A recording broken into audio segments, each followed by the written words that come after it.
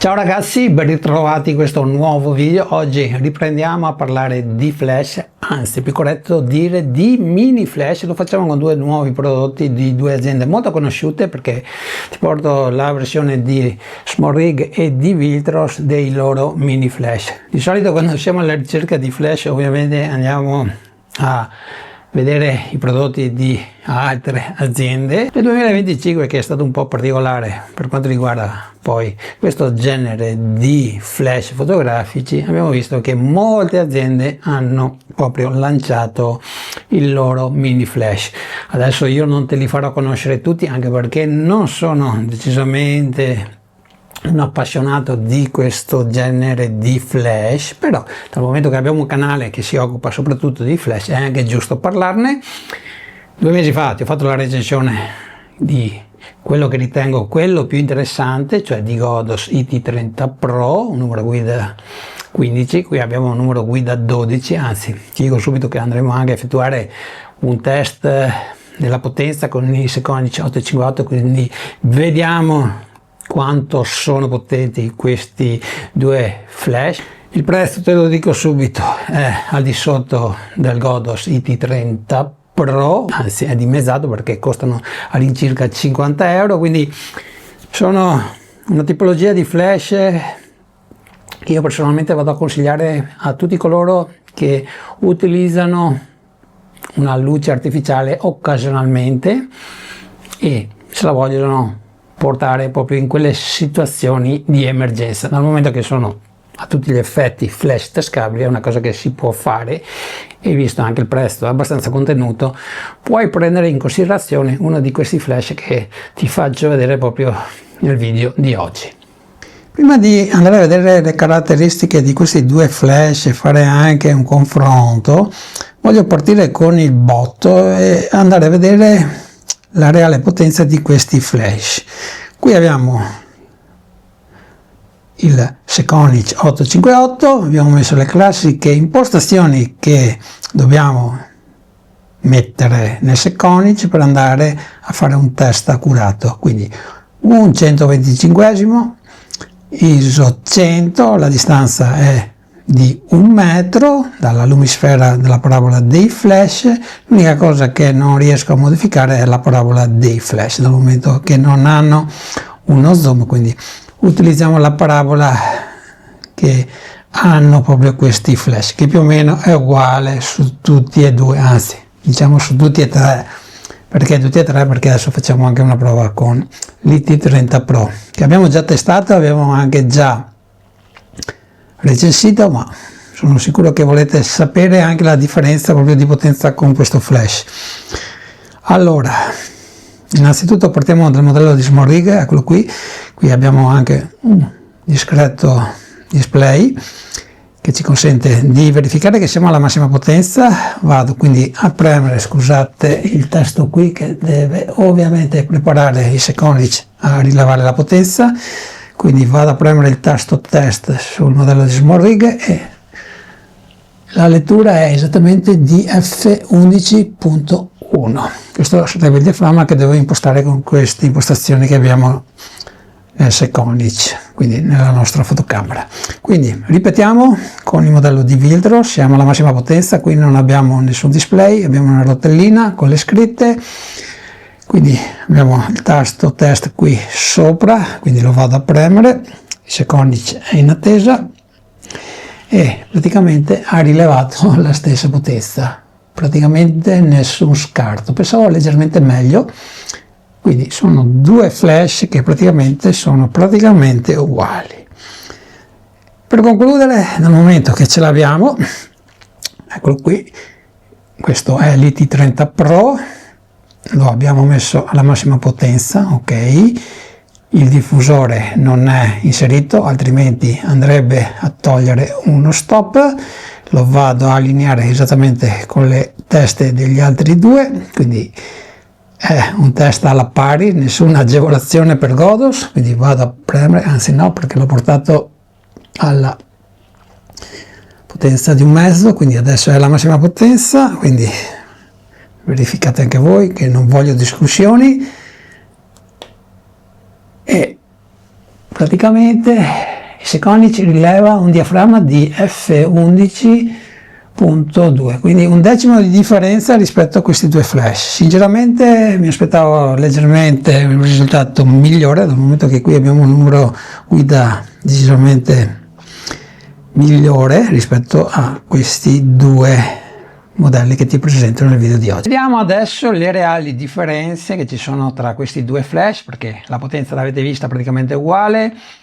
A proposito, viene dichiarato proprio dai produttori il numero guida 12, qua invece non viene dichiarato il numero guida ma la potenza di 26 watt al secondo.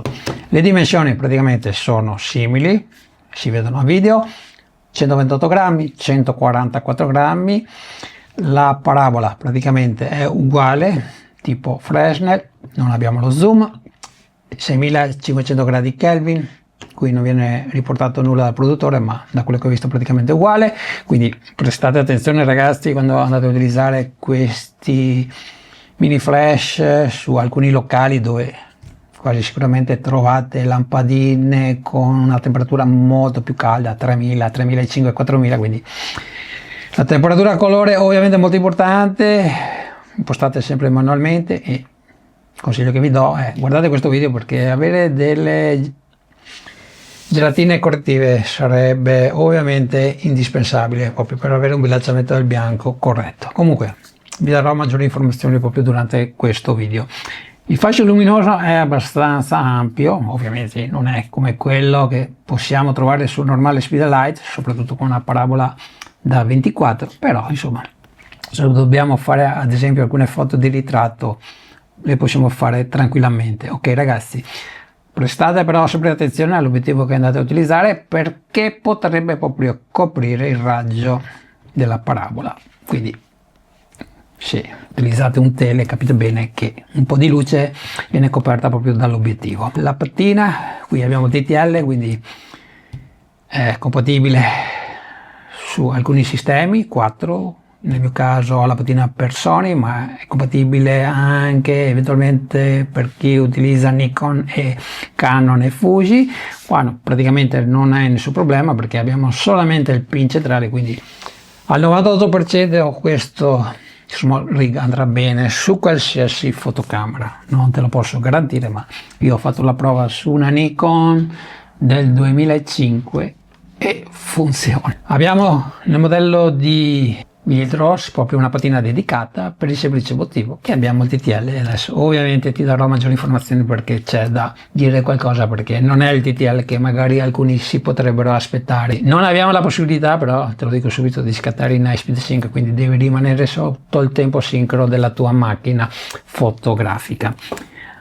Due accenni anche sulla batteria integrata. Allora, sono batterie abbastanza simili, 2000 mAh 1800, qui praticamente hai la possibilità, se scatti alla massima potenza, di ottenere 500 lampi. Qui invece, essendo anche una batteria più piccola, ne hai 650 di lampi alla massima potenza, quindi sotto questo punto di vista è un punto a favore al modello di Viltrox, come i tempi di ricarica, perché se lo utilizzi proprio alla massima potenza ci impiega solamente un secondo, invece qui 1 secondo e 8, e questo è un altro punto a favore proprio al modello di Viltrox.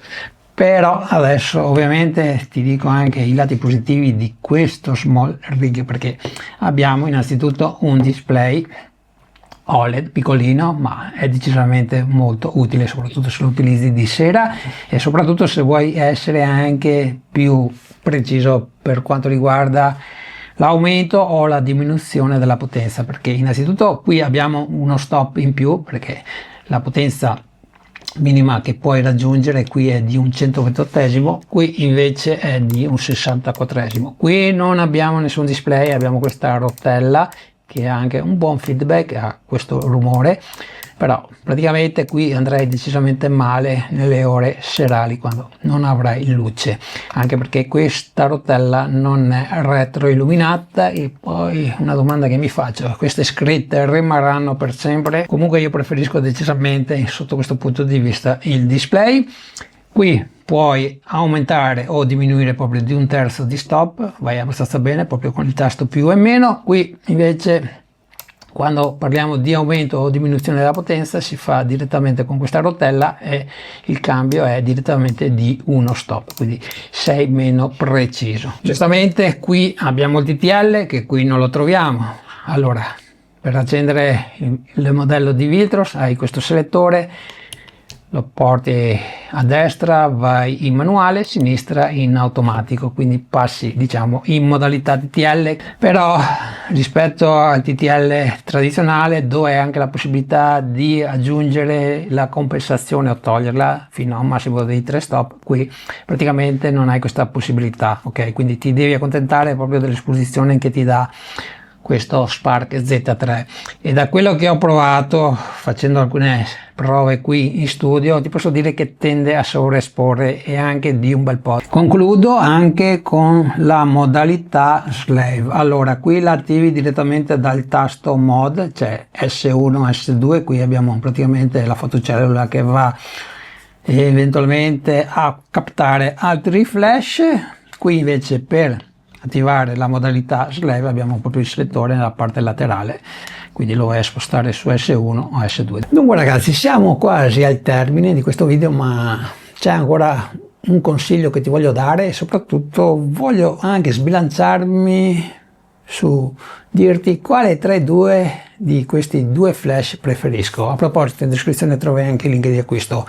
Allora, abbiamo già visto poco fa le caratteristiche, sono molto simili, insomma devi decidere te qual è migliore per quello che ci devi fare, ok? Però come ti dicevo poco fa, ti dico quale io andrei ad acquistare. Però prima di farlo voglio darti un consiglio, e questo consiglio lo do soprattutto a chi si sta avvicinando per la prima volta all'utilizzo della luce artificiale, e magari questo è anche il tuo primo flash. Allora, la temperatura del colore è molto importante, e qui è ancora più importante perché di solito un flash ha una temperatura di 5005, quindi quando andiamo a utilizzare i flash all'aperto d'estate non vi accorgete praticamente di nulla. Quasi sicuramente molti di voi utilizzano il bilanciamento del bianco in automatico, quindi bah, dopo dite tanto in post produzione vado a regolare il tutto, ma non è sempre così. Però diciamo che se siamo degli amatoriali, a noi non interessa tanto la precisione, che la foto sia azzurra o che sia arancione non ci interessa. Beh, potete ovviamente scattare come più vi piace, però se vogliamo essere un po' più precisi, soprattutto se vogliamo utilizzare questi flash, il consiglio che ti do è di impostare la temperatura colore in manuale. Qui abbiamo una temperatura di 6005, quindi la differenza rispetto al flash professionale capisci bene che è molto importante. Quindi soprattutto quando andrei a utilizzare questi flash su i locali che di solito hanno delle lampadine che hanno una temperatura sui 4000, addirittura anche 3000, quindi molto calda, una temperatura del flash che è di 6005 e addirittura può arrivare anche a 7000, capisci bene che il bilanciamento del bianco è totalmente sballato. Quindi consiglio che ti do: gelatine colorate, anzi scusate, gelatine correttive CTO, soprattutto in questo caso, perché CTB poco ti servirebbero qua, dal momento che partiamo già da 6005 avrai un bilanciamento del bianco corretto. Si applicano in maniera veloce con l'elastico e praticamente avrai un bilanciamento del bianco, non dico perfetto, ma quasi. Due paroline anche sul design, sono completamente diversi. Qui abbiamo praticamente un flash molto semplice anche per quanto riguarda l'utilizzo. Questo piccolo display secondo me fa la differenza sotto certi punti di vista. Qui abbiamo un flash un po' più particolare, più futuristico, questa finestra che ti consente di vedere anche la scheda madre con questi due condensatori in primo piano, insomma un po' particolare per gli amanti proprio degli oggetti futuristici. Comunque ti ricordo che c'è anche la versione vintage sempre di Viltros, che è abbastanza simile a questo. Sì, però Andrea, in conclusione non mi hai ancora detto quale tra questi due mini flash che mi hai presentato oggi, quale mi consigli di acquistare. Attenzione, adesso io non ti darò nessun consiglio tra quale tu dovresti comprare tra questi due mini flash. Ti dico due motivi che mi hanno fatto scegliere il modello di Smorig, però prima di dirti questi due motivi ti dico tre motivi perché dovresti scegliere il modello di Viltros. Allora, primo perché ha il TTL, cosa che qui non troviamo. Allora, sarà un TTL un po' particolare, castrato, perché non ha la possibilità di aumentare o diminuire la compensazione, quindi ti devi accontentare di quello che ti offre proprio il TTL di questo Viltrox. Però da averlo a non averlo fa la differenza, anche perché ricordo che sono due flash che hanno lo stesso prezzo. Poi abbiamo una batteria leggermente più capiente, quindi una maggiore autonomia, e abbiamo anche tempi di ricarica più veloci, non di molto, ma fanno la differenza, perché quando scattiamo con questi mini flash sarà molto più facile proprio scattare alla massima potenza, quindi avere un flash che si ricarica in maniera più veloce è decisamente molto utile. Però nonostante ciò io personalmente preferisco il modello di Small Rig, anche perché è leggermente più compatto, ma non è questo il motivo più importante. Il motivo è che ha un display, come vi ho fatto capire prima, un display che per me è utile non solamente perché posso fotografare tranquillamente al buio, cosa che potrebbe succedere, ma semplicemente perché dal momento che nel modello di Small Rig posso aumentare e diminuire la potenza del flash anche di 1/3 di stop, cosa che qui non la puoi fare perché aumenti o diminuisci di uno stop, essere più precisi con un display vai decisamente meglio. Per il resto preferisco il modello di Viltrox, quindi valuta te nel complessivo quale acquistare. Se avete domande da farmi su questi due prodotti che ti ho presentato oggi, vi aspetto qui sotto nei commenti. Vi ringrazio per l'ascolto e vi do appuntamento alla prossima settimana con un nuovo video.